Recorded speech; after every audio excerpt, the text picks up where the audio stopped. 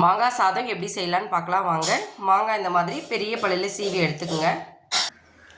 இந்த மாதிரி பெரிய பல்லில் சீவி எடுத்துக்குங்க. அப்போ தான் வந்து அந்த மாங்காவோடைய டேஸ்ட் அப்படியே தெரியும். ஆயில் சேர்த்துடலாம். ஆயில் கொஞ்சம் அதிகமாக எடுத்துக்குங்க. இப்போது வேர்க்கடலை வறுத்து தனியாக எடுத்து வச்சிடலாம்.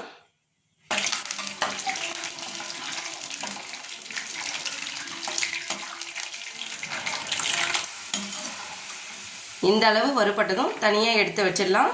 எல்லாத்தையும் சாதம் எல்லாம் மிக்ஸ் பண்ணிட்ட பிறகு கடைசியாக தான் இந்த வேர்க்கடலையே சேர்க்கணும்.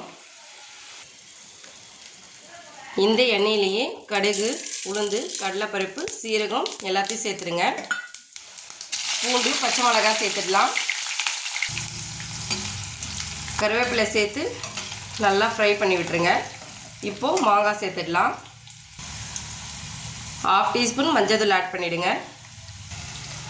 இப்போது மாங்காய் சேர்த்துட்டு நல்லா மிக்ஸ் பண்ணி விட்டுருங்க.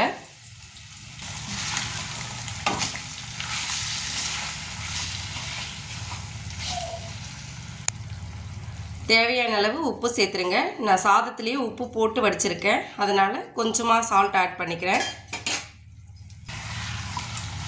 நல்லா மிக்ஸ் பண்ணி விட்டுட்டு நல்லா வேக வைக்கணும். அதாவது வந்து அடுப்பை வந்து ஒரு மீடியம் ஃப்ளேம்லேயே வச்சு வேக விடணும். தண்ணி எதுவும் சேர்க்கக்கூடாது. ஃபைனலாக எப்படி வந்திருக்குன்னு காமிக்கிறேன் பாருங்கள். இப்போ பாருங்கள், இந்தளவு வதங்கி விட்டால் போதும்.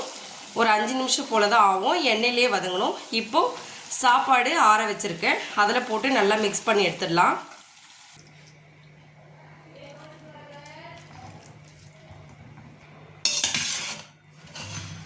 இந்த மாதிரி நல்லா மிக்ஸ் பண்ணி விட்டுருங்க. ஃபைனலாக வேர்க்கடலை ஆட் பண்ணிக்கலாம். மாங்காய் சாதம் நீங்களும் இந்த மாதிரி செஞ்சு பாருங்கள், ரொம்ப நல்லாயிருக்கும். தேங்க்யூ.